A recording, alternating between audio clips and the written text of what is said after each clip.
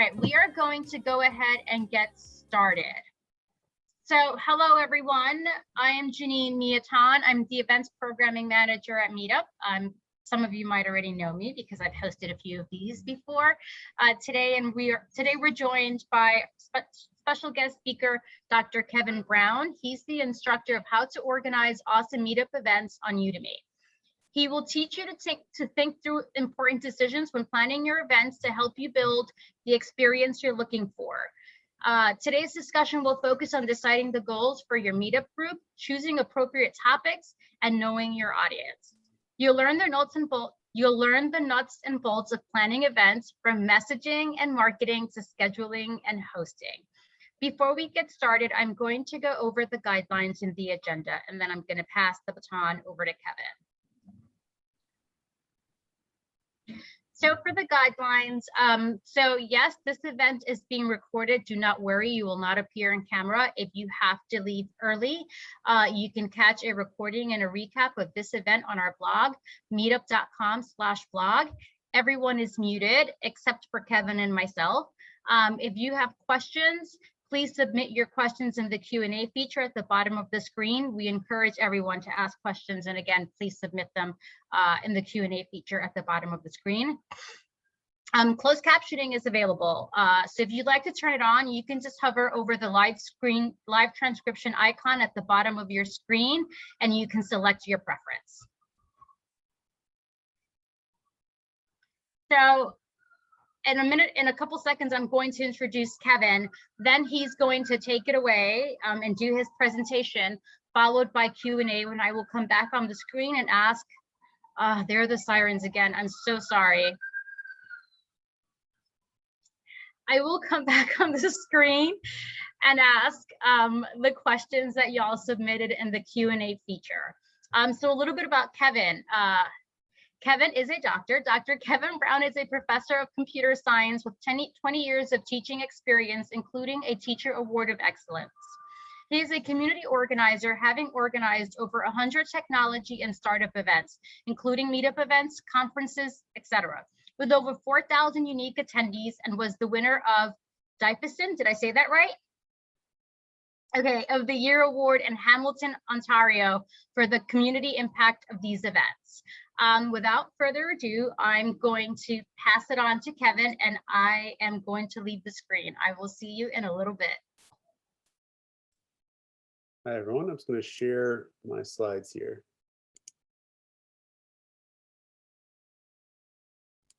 Okay, there. Hopefully they're sharing. Okay, it looks like they are from my end. So today I'm going to be talking about basically organizing meetup events and doing it in a way that they're going to be excellent events. So as to why you should be listening to me, first off, thanks for being here. Thanks for showing up today.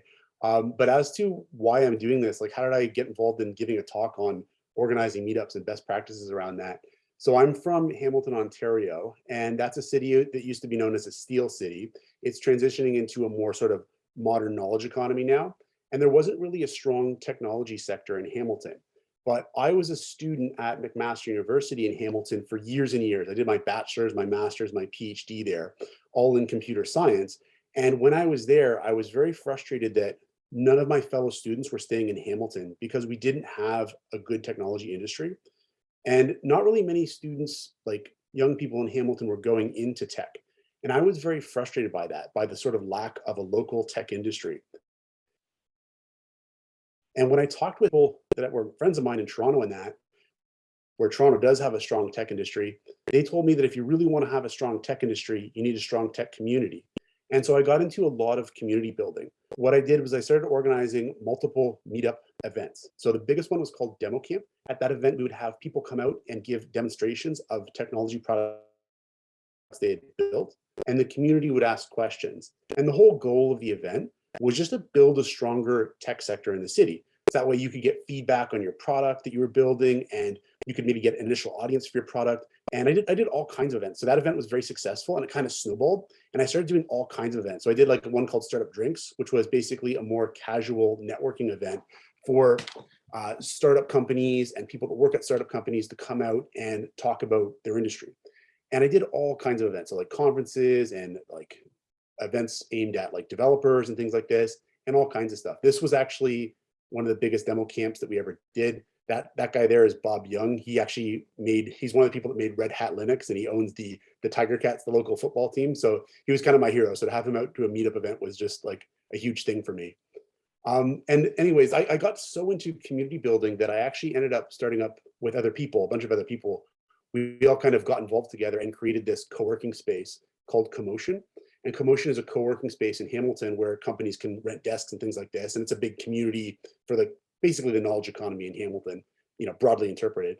And as part of Commotion, and also just as part of being in the community in general, I would have a lot of people come up to me and say, your meetups have been going on for years, they're successful, like, how do you do it? And I would basically have like a coffee or a lunch meeting with people where I would talk for hours. Like, I could easily spend easily 2 or 3 hours just talking about meetups and how I went about them and how to organize them and just different ideas about them. And I liked helping people to launch them and things like that. And so I really kind of got a lot of people telling me, like, you should write a book or something, or, you should do something here. So I ended up making a course, and that's on Udemy there. And this is basically the crash course that I'm going to be giving you today. So you're getting the sort of synopsis course here today. So that's the background on me. So why organize a meetup? Why do we do this? So this is something that a lot of us maybe don't think about too consciously. I think a lot of us think about this more unconsciously. So when we create a meetup, we're doing it to create some kind of value. And we might think of it as we want to get people together. Like, I want to get people in a room. But there's usually some underlying value that we're trying to create, or a set of values that we're trying to create. And there's actually a bunch of potential values that can come out of a meetup. And it's the kind of thing where maybe we don't always break it down like this, but it's helpful if we do. So meetups can create all kinds of value. One of them can just be pure entertainment. It's just fun to go out to a meetup and to meet people and to get together and do something together. Sometimes it's education. So some meetups are really focused on teaching specific skills. They have like workshops. Some meetings are more focused on a more informal kind of education, where they're having maybe whatever it is, like lawyers or accountants or creatives in their community out to a meetup. And there's an informal mentorship that's taking place where people are mentoring each other informally. Networking, so like recruiting or sales or job prospects, different kinds of networking are also like a big value that can come out of a meetup. Another one is sort of more social values. So things like inspiration or wellness. So like people that go to a meetup, they can become inspired. People that go to a meetup, they can do it just for their own sort of wellness. There's all this research showing that, when you're around other people, that can be good for your own sort of mental wellness, right? As far as inspiration goes, that was a big thing that came out of the demo camp events that I was talking about, was that people would come out to one and they'd see people on stage demonstrating their product. And then the next time they wanted to be the one demonstrating something on stage. So it's inspirational for them to build something, but they had this venue to show it off. And so these are all different types of values that can come out of a meetup. And oftentimes when we're doing a meetup, it's just sort of like, I want to get people together around this topic and it's going to be fun. And, we'll kind of, and there is some thought put into this, but it really helps if you really think about like, what are the specific sub sort of categories of value that I'm trying to create when I organize a meetup. Because you can use this as a driver for design decisions. So again, when you do a meetup, this isn't something we always like consciously think of, but we make a series of decisions. We make a series of design decisions. So like, what topic is our meetup on? And that's something that like, we can actually manipulate that a bit to kind of find a better audience or find an audience that's large enough. Should we have a speaker or talk? How many and how long? Should we have activities? And if we have activities, what are those activities? Like there's hiking meetups, there's meetups to do all kinds of, bicycling, all kinds of activities like that. How long should your event be and on what day? And as the organizer, you need to make these decisions. You might not explicitly think about them, but you need to make these decisions. And so we have to think about like how we're going to make these decisions. And what I recommend to people is that the primary thing they should use to make these decisions is really the value that they're trying to create. That's really the biggest thing they should use to drive these decisions, is that should be the primary guide to making them. So when we go to make these decisions, say around event content, these actually have trade-offs in terms of the different kinds of values that we could create. So for example, if you have like a talk or a workshop at your event, that's probably going to be well suited towards teaching a specific skill. So you can give a talk on like learning HTML and CSS, or a workshop on like something to do with painting or something like that. And you can learn a specific skill that way. So that could be great for creating that kind of value, right? But more free-form networking, where people are just sort of around a table together or in a room together, maybe with some snacks or whatever, that's going to encourage more informal mentorship. So all these sorts of pieces of content that we can give people, they all have trade-offs in terms of what value they're going to create and how well they're going to create it. So like fun activities, those are going to do a really good job of drawing people out that are looking for downtime, but they might turn people away that are looking for something more productive.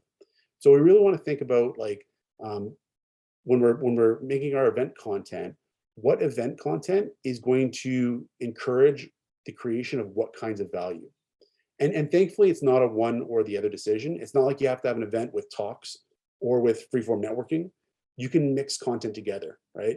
So you can have like a workshop, and then you can have something that's like a more social thing afterwards, where you go to the pub together afterwards. So you can mix content together in an event schedule to ensure you're kind of checking off multiple points of value. So like a common format would be something like people arrive for 30 minutes of networking.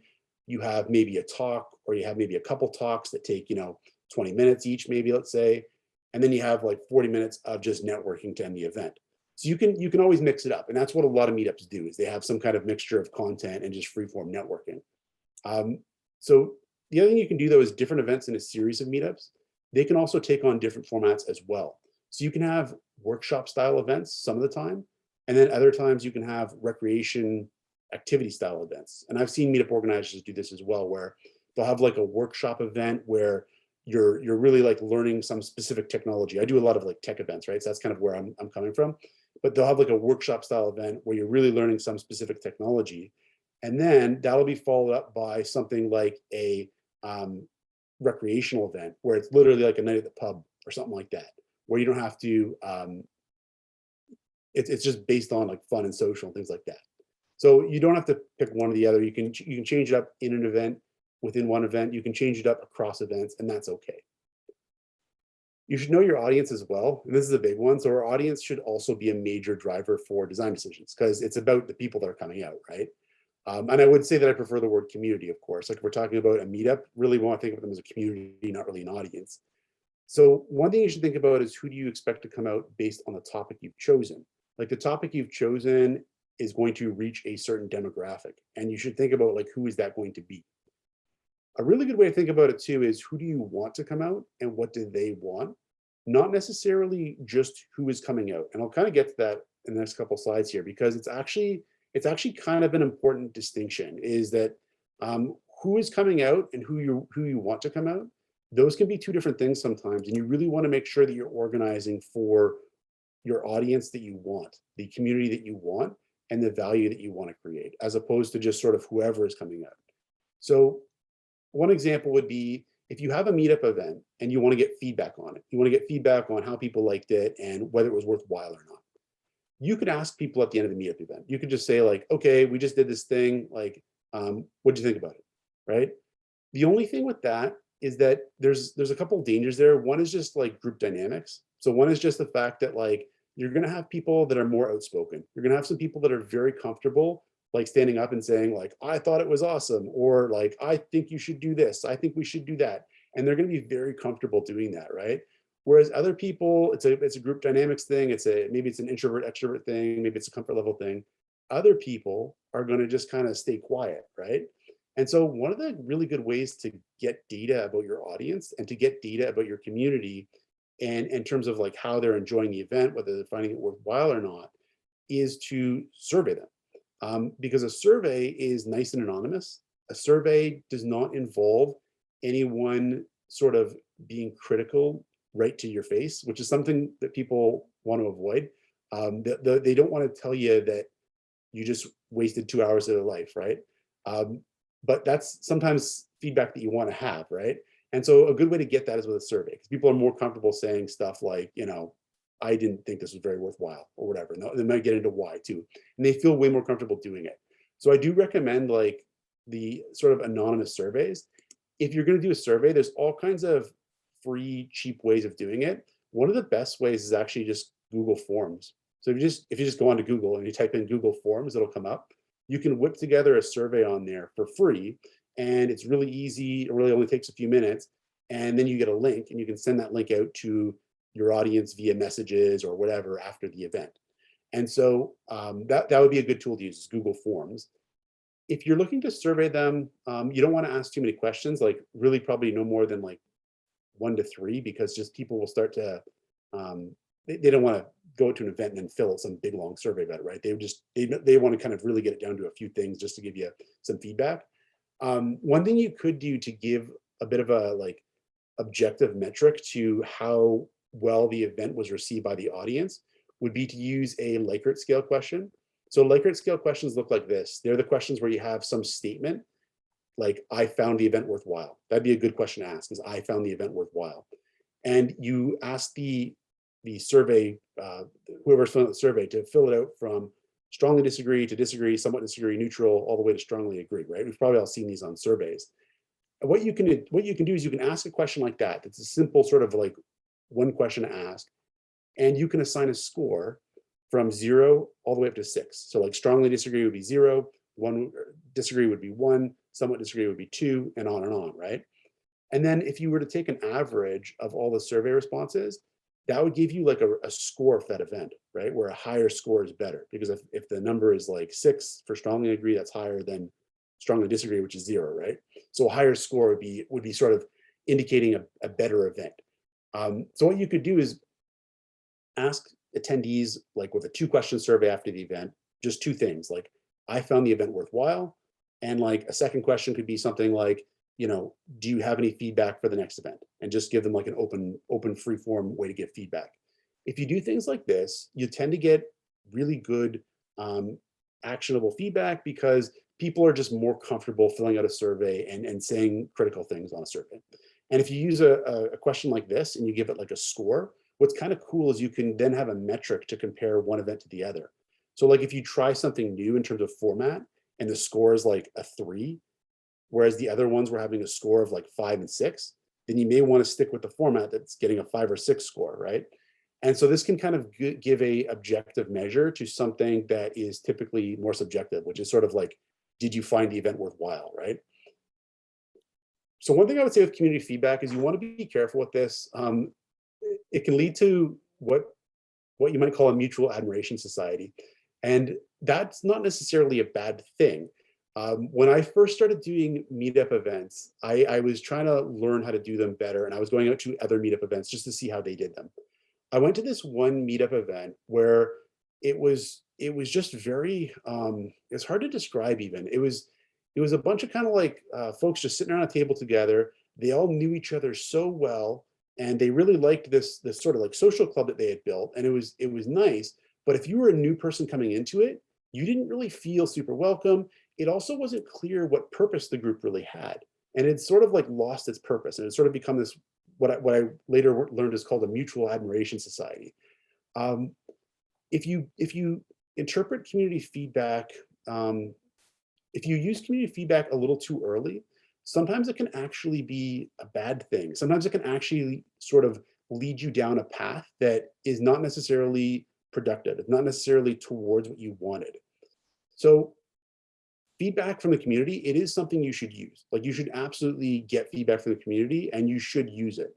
But you should be careful about who you're designing your events for, because who you're designing your events for and who is coming out to them might not be the same thing. So like if you have 20 people come out to your event and 15 of them are not from the sort of group, the sort of demographic that you're looking for, and 5 of them are, if you do a survey or if you ask people for feedback and you get feedback that includes those 15 people that you're not really too worried about in terms of like accommodating what they want, because they're not really what you're targeting with the meetup, should you really kind of incorporate that data from them? Should you really incorporate their feedback into the event, right? So I'll give you an example of where this happened. So I ran an event called Startup Drinks, and it was a good event. It ran for like, a few years there, and it was very good.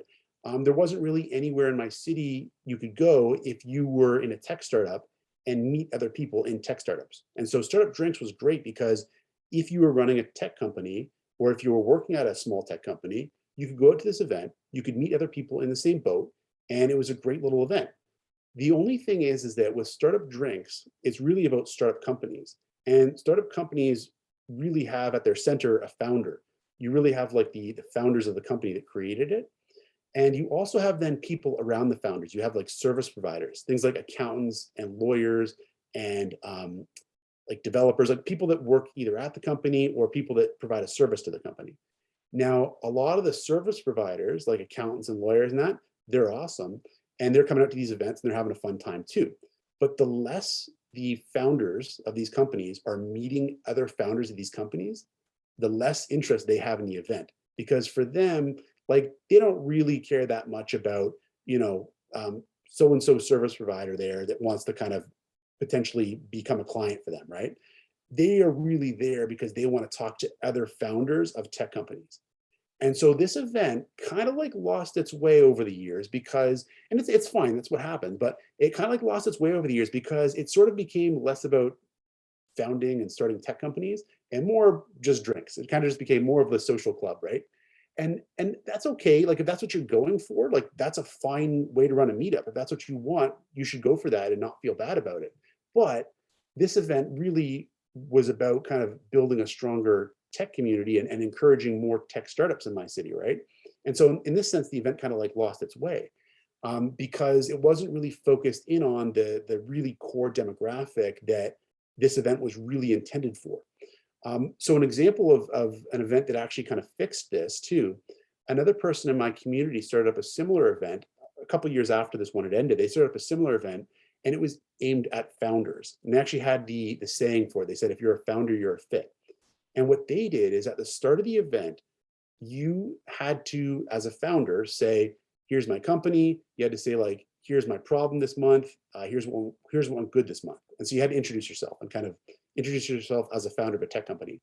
That little thing there added enough of a filter that it more successfully reached its target audience, right?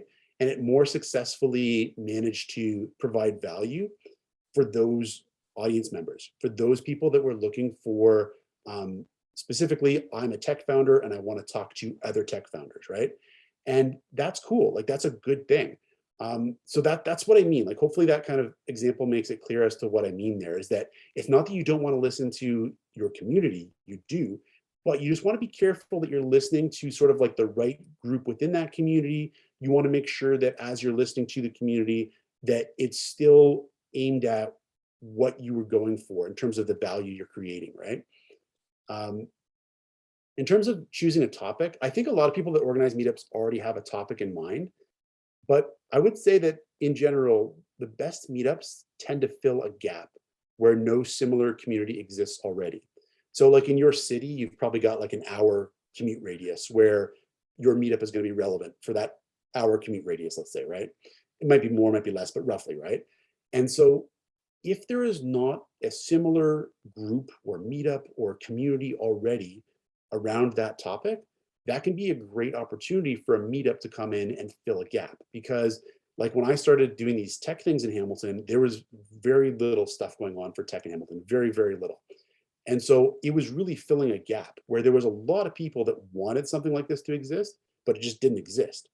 And so they were really appreciative of the fact that it did exist. And so if you can, with your meetup, fill a gap like that, where the people in the community around this topic just can't get together because there's nobody else doing it, that can be a big thing. One thing you can do as well is you might want to increase or decrease the topic scope to find an audience. So like, for example, if you want to do a meetup on painting, like I'm just using painting and art as an example. Like if you want to do a meetup on painting, that could be a great meetup.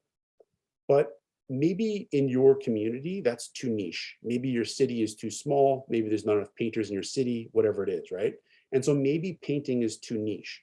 And you should increase the scope of your meetup topic and maybe make it an art meetup instead. So like increase the scope of the meetup to find a larger audience. The other thing you might want to do is decrease the scope of your meetup. So in a large city, like say like New York or Toronto, like they have just many, many, many meetups, right? And in those cities, the art meetup, like the more general meetup, might already exist. And so you might want to go for a more specific topic because, like, yeah, sure, there's this art meetup, but if you're a painter specifically, you're not really as well represented in that meetup in terms of the value you're looking for. And so you might be more open to the painting specific meetup so you can meet your people specifically, right? And so when you're thinking about a topic, you can always increase the scope to find an audience. And oddly, in like larger areas specifically, like larger centers specifically, you can decrease the scope to find an audience as well, because just because there's some meetup out there that's sort of relevant for these people, a meetup that is more specifically relevant to these people is also going to find an audience as well. And one thing I would say not to forget too is that you're a stakeholder too. So like as you're thinking about your community and what you're doing, like meetup organizers tend to be altruistic people. They tend to be people that enjoy creating something that other people find valuable, but just don't forget yourself too.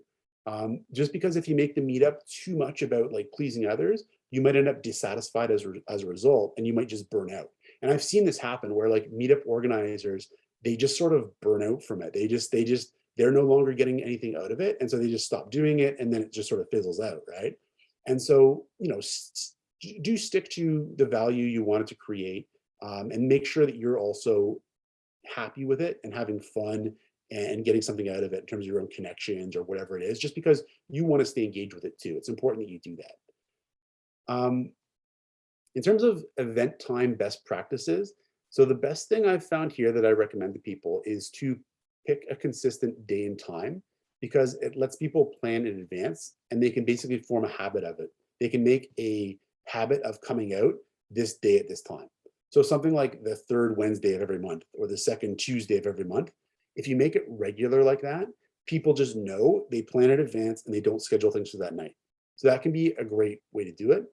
In terms of like a time of day, I mean, typically Monday to Friday from 9 to 5 is not a good time because people are at work. Though nowadays with like work from home and all this, like, I mean, maybe it's changing a bit, but typically Monday to Friday, 9 to 5 is not a good time for people. Um, there are some meetups though that are business oriented that actually do have some success there. So they'll do like a lunch and learn, for example, in the middle of the day. And that'll actually work for their audience because it's a business oriented lunch and learn event. Um, in terms of the event venue, this is one where like the preference of your community should really drive it more than anything else. Like this is one where like leaning into audience and community preference is a really good idea. I mean, the one thing you want to keep in mind is the location central or easily accessible? So people need to be able to get there. And it's a good idea if people can get there via transit as well. It's going to be more inclusive if people can get there via transit. So that's something to keep in mind as well. And just also, if it's your first time doing the meetup and you don't really have an opportunity to get any sort of community feedback, I think, thinking about like what your community will like is going to be something that makes sense. So like a pub, for example, like a lot of young professional meetups aimed at young professionals getting together, they'll do it in the upstairs of a pub. And that works great because like there are young people that want to go to the upstairs of a pub, right? Whereas I've seen other meetups, targeting like all ages or whatever, and maybe the upstairs of a pub is not a great idea. Like literally, I've had issues with that where people just they don't want to go up the stairs because it's just it's a thing for them, right? And so think about venue accessibility as well. Really, I mean that's the thing as well. You want to think about, is your venue accessible in terms of like, is there an elevator, right, for people to get up and down? With your event venues, I would also think of them as a partner or a stakeholder in the event too. So I did a lot of meetups at a particular pub, actually a couple particular pubs, because they were good for my demographic that we were kind of running these events for. And they like loved us. They loved the fact that we were bringing people to their venue that were then spending money there, right? And so they loved us. And so the odd time they would even do stuff for us, like bring out some free appetizers. And it was literally just because they were just happy to have us there. So the more you can kind of make your partner, make your event venue a partner and a stakeholder, the better it can be.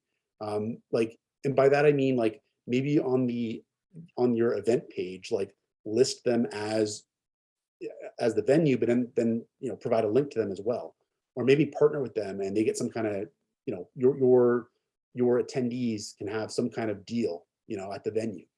So try to bring them into it as much as you can. In terms of event logistics, so the day before you want to think, do I have everything I need?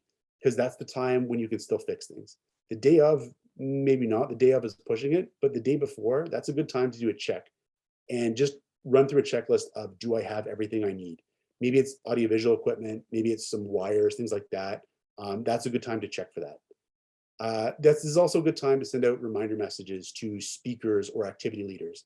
So if you've invited speakers to your event, if you've got workshop leaders, if you have activity leaders, that's a good time to send a message to them saying like, just a reminder about tomorrow. Do you need anything from me? That kind of a thing, right? Just sort of like make sure you get that out then. Um, I would definitely suggest showing up early. Like I'd suggest at least 30 minutes early, just because if something is wrong, then you can fix it. So I did an event at the student pub at McMaster once, and it was really good we had showed up early because we showed up and we needed like 100 chairs out because this was a larger meetup. We needed like 100 chairs out for people to watch the talk portion of the event, and there was no chairs. And so we showed up like a half hour early, and thankfully like I had some other people with me, and we all just had to like go in the back and set up the chairs. It's not a huge deal, but it's the kind of thing where like if we had showed up like or like not early enough, then it would have been a bigger deal. This has also saved me a few times when there's like AV issues. If you have like an audio visual issue, showing up early can really help you then. I really suggest starting the event on time. Like it's okay to go like a few minutes to 5 minutes late, but if you start at 15 to 30 minutes late, the problem is that you're training people, you're teaching people to show up late because they're going to see that like, oh, it doesn't really start until a half hour later. So maybe I should just show up then, right? So if you say that like the talk starts at 7:30, then it's probably a good idea that it's going by 7:35. Otherwise, if people realize they can show up at 8, then that's what they'll do, and just kind of pushes things back further and further. Give your speakers and activity leaders a warm introduction. Like they're a stakeholder in the event too. They're another person that has an interest in the event, and you want to make sure that like number one, that it's valuable for them to come out to this event and give a talk. But number two, you want to make sure they feel appreciated. So give like a really warm introduction, like thank them for being there with you that day. You know, thank them for giving everyone their time, and just sort of make sure they feel appreciated. It doesn't have to be like over the top, but just make sure they feel appreciated and that they've been given a warm introduction. In terms of other event logistics, so the arrival portion of a meetup when people are showing up, that can be a great time for socializing and for doing a lot of important socializing because you don't have too many people in the room yet. And when you don't have too many people in the room, you've still got time to do sort of like one-on-one introductions. You've still got time to like really get to know people. Whereas once the event's going, you, especially as the organizer, don't have as much time to like be in the mix yourself necessarily. So one thing that I found really helpful is the people that show up early to a meetup, they tend to be really passionate about it. Like if somebody shows up, and I had a guy, Jim Rudnick was his name, just an amazing person. He would show up to my events, like I kid you not, like an hour and a half early. He would show up like an hour and a half early, and like he'd be there before me. And when you have people like that that are so passionate about what you're doing that they're showing up that early, those are people that you can deputize. Those are people that you should maybe bring in as either like a co-organizer or just give them some kind of role. Just give them a role. So like they're there, they're excited. Just ask them like, can you maybe hand out the name tags, or can you check off people's names, or can you tell people, you know, where the different things are and things like that, right? And just give them some kind of a little role like that. Like not only are they willing to do it often, oftentimes they're excited to be included. They feel like they're part of this thing that they really care about, right? So the early portion of the event when people are first arriving, that is a great time to deputize people. That's a great time to do introductions to people. Send a thank you message after the event is over. So that's a good time to include the survey too.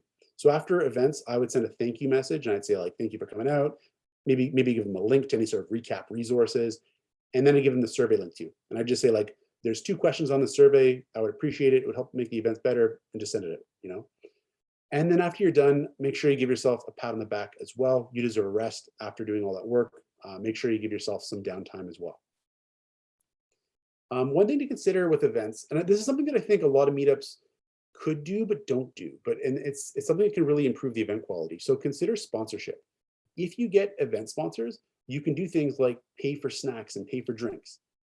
And really most events out there, I think, can find a sponsor. Like if you can bring even like, 20 to 40 people together in a room, you can probably find a sponsor, even if it's like 50 bucks for some appetizers.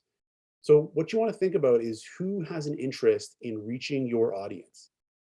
So for me, when I was doing these tech events, oftentimes companies that wanted to hire software developers would have an interest in reaching the audience.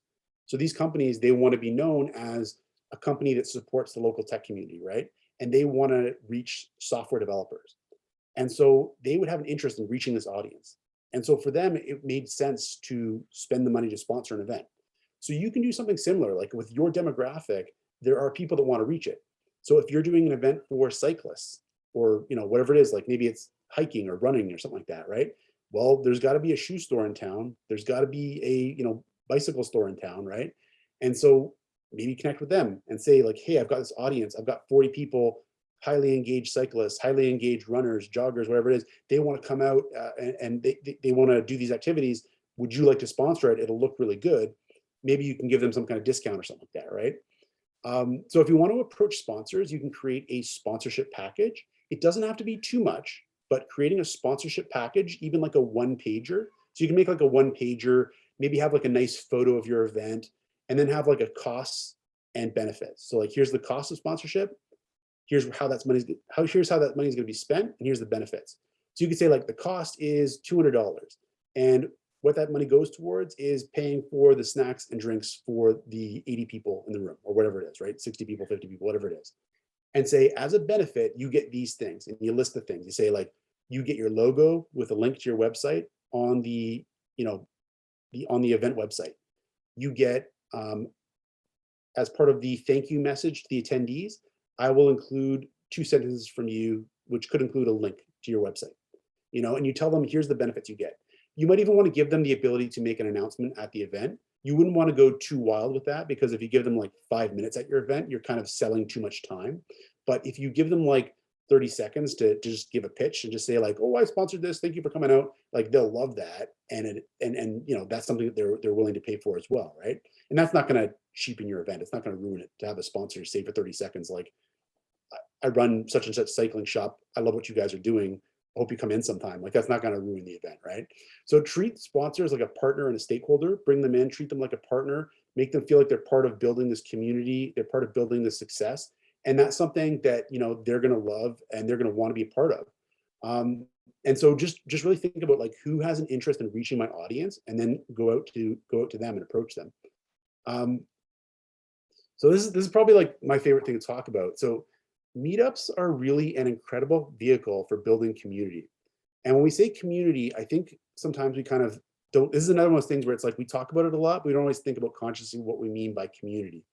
So a community is a group of individuals that are highly connected to each other and that have some common purpose or interest. So we've kind of talked about the common purpose or interest. We've talked about that, right? How there's different kinds of like topics and there's different kinds of value we can create. But that first part, like, highly connected to each other, that's really important. So when you have a meetup, you are creating the ability to connect people to each other. And when you connect people to each other, that's when a meetup can really develop what's called like what we could say is a true community at that point. And communities are really, really cool. They're just really cool because they're really powerful. Because a community can kind of take on a life of its own.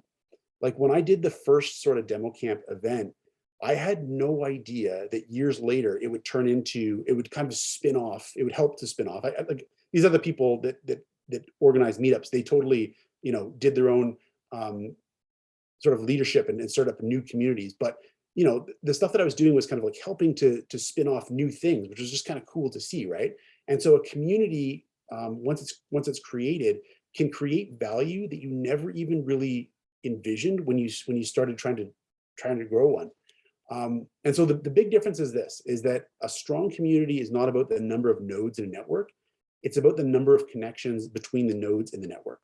So like an event looks like the left-hand side, where you have like the sort of maybe the leader or the meetup in the middle, and it's like a movie. Like people show up and they don't get connected to each other and they go home. Whereas a community looks like the right-hand side. A community is when you have all these people connected to each other. And What you want to do is you want to build that community. You want the nodes to be highly connected to each other, not to you, not to the meetup, but to each other.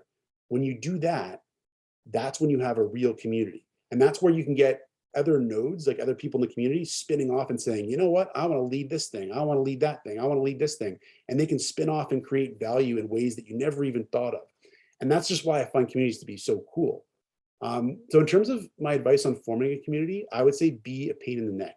So it's going to annoy people if you at a meetup event are introducing people to each other all the time. So if you're always going around saying, you should know you, you should know you, you should know you, that's going to annoy people. But just be annoying. Just do it, because people are going to appreciate it in the end. And that's what's going to really help to form a community. You can do this offline as well. You can do this online as well. So online, you can introduce people via messaging or email or whatever. And make sure your events are not 100% content or activities. You want to make sure you have time that's break time that's networking time only. I would also suggest bringing in co-organizers. You don't want to do these things on your own. You want to bring in co-organizers, especially co-organizers that have different experiences than you. So if you come from like a very formally educated background, bringing in people with more of a self-taught background is a good idea. You know, if you're a man, having women organizers is a good idea, because the more you kind of represent your community in your co-organizing committee, the better of a sort of event you're going to end up producing, the more representative of an event you're going to end up producing. It can be a really good idea. When you do have others in your community that sort of say, like, I want to make, in my community, I was doing like tech meetups, right? So other people came out and said like, well, I want to do the game developer meetup, and I want to do like the coding meetup, and I want to do like the, the digital health meetup or whatever it is, right? When you do find those people, you want to treat them as collaborators. You don't want to treat them as competition, and you want to throw as much help and support as you can behind them and say like, I want to help promote your event to my community, to the community I'm running there. I want to help, with advice, and you want to treat them as really collaborators in building this bigger community. And be prepared to pass the torch one day. So, you're organizing this meetup, but it's not really yours. Like you're a caretaker to it. You're not the owner, you're the caretaker of it, right? And it's not your community. You're just sort of like helping to facilitate the community, right? You're just helping to stir the pot. And you want to be prepared to pass the torch one day. When you can create something and you can walk away from it and it still exists, that's when you've really created something cool, right? That's when you've really created something that's sort of, it's beyond you, right? You can walk away from it. It's still a thing.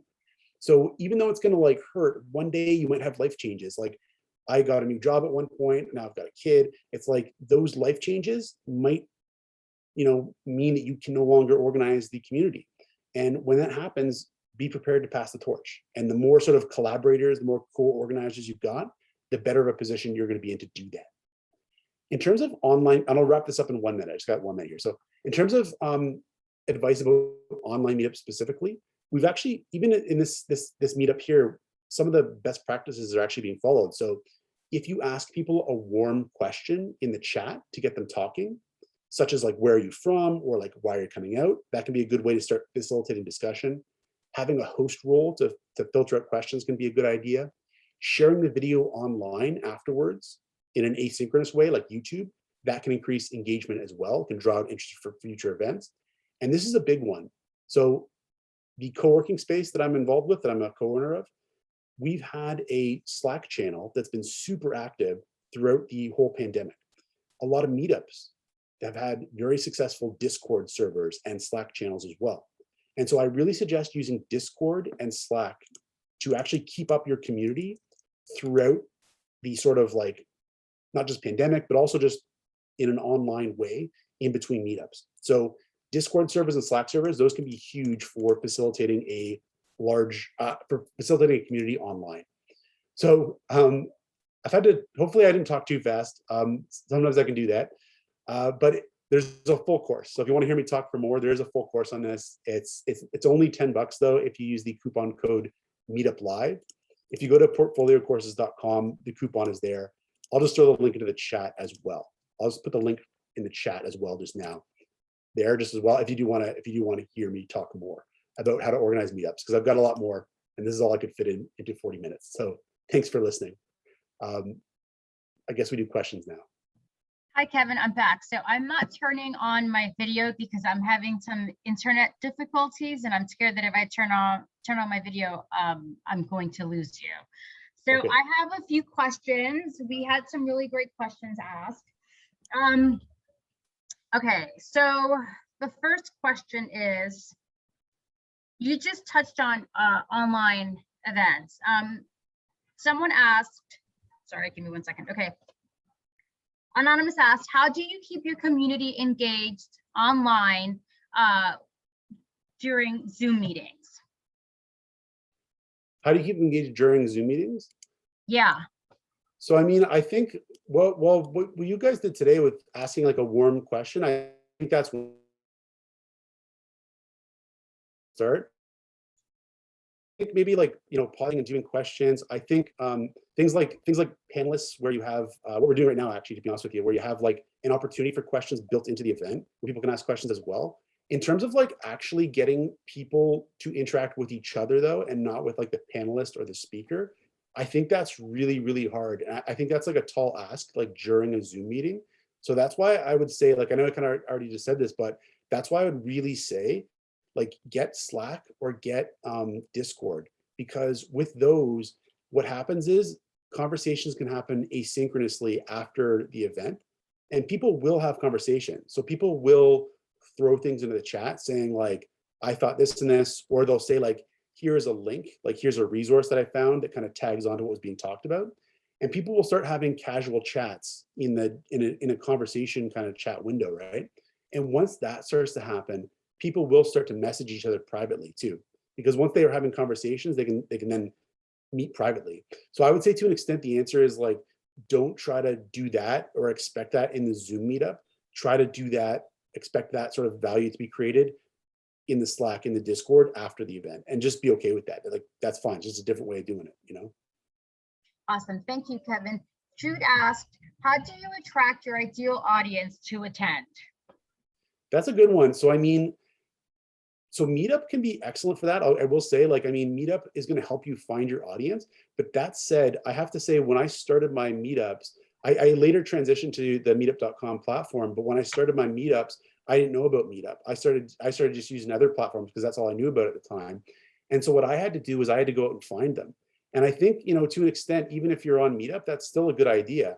So like if you are doing something in your city, there may be some avenues which you can reach people, and going out and spending time to find them is going to be worthwhile. So in terms of avenues, it depends on what your topic is to an extent, but most communities will have like a general Facebook group for your city. So there'll be like a Facebook group for like Hamilton, Ontario, a Facebook group for Toronto, right?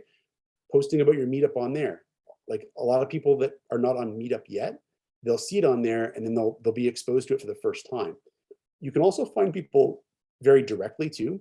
So like, for example, a lot of times students will have clubs. So like students will have clubs on certain topics. Some of that audience might be relevant for you. And you might have to like go out to that student club or contact that student club and say, hey, we're organizing this meetup. It might be relevant for some of your people. So I would say like, Google is your friend as well. So when I did those tech meetups in Hamilton, I actually spent like a lot of time. Like I spent like weekends just going on Google and researching every tech company in Hamilton. And I made a list of like maybe like 200 or so in a spreadsheet. There's like hundreds of companies in a spreadsheet. And I just went through, and each one of them, I emailed them individually and said like, hey, I'm doing this thing. This is what it is. This is what's in it for you in terms of why you should come out to it. And, obviously like 80% of people are like, nah, like whatever that is, right? But, for the 20% that do engage, that's going to build your community. So Google is your friend as well. Just like Google your topic and any kind of companies or individuals or organizations that could even be halfway relevant, and just push it out. Because worst cases, they're going to say it's some spam and whatever. But for the ones that do engage, it'll help build your community. Thank you, Kevin. Anonymous asked, aside from individually messaging attendees the night before an event, what are other strategies to increase attendance?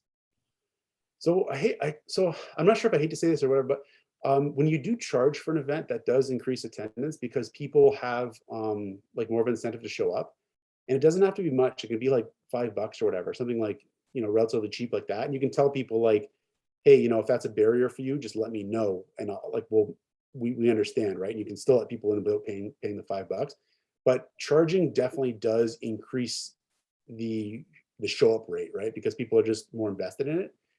The only thing with charging though, like I'm sure you realize, it's like, well, that could turn people off as well, because they're like, well, it's not free anymore.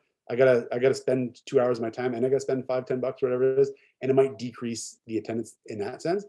You might be surprised there though, because sometimes when you charge, it also signals higher quality, and there's a perception of higher quality, so it can actually increase attendance too in some cases. But beyond that, like, there's only so much you can do. It's just like, people ultimately can just not show up. The only thing I can think to do is just like keep surveying your community to see, like, what about that time didn't work for you, or like, is there another time that could work for you? Is there anything better is there anything we could change about it to make it work for you better? That's all I can really think of, because beyond that, I would say that's just one of those hard problems that all meetups and all sort of community things like this run into. Thank you, Kevin. Kim asks, my community is not tech oriented. Besides Slack or Discord, what is something else for community connection? That's a good question. I've seen Facebook groups work really well as well, actually, because like almost everybody has Facebook, and Facebook groups can work excellent. So that'd be my other recommendation. Thank you, Kevin. Okay, we have time for one last question. What other topics are covered in your course that aren't discussed here? That's a good question. So there was a couple things. I get into a little bit more of like before, during, and after the event. I talk about building the registration page, and I talk more about promotion. So like I spend like a half hour on promotion. I talk more about sponsorship and how to get sponsorship.